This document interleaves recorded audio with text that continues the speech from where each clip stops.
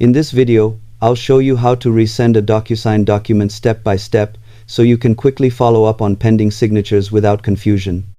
Start by logging into your DocuSign account and going to the Agreements section from your dashboard. From there, click on the Send tab, where all your previously sent documents are listed. If you don't immediately see the document, use the search bar to filter by recipient name, date, or keywords. Once you find the document, click on it to open the details and review its current status.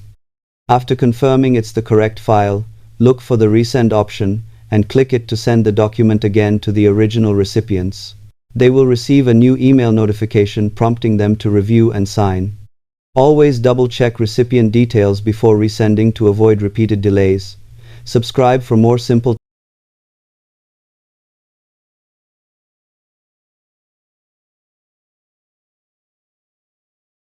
tech tutorials.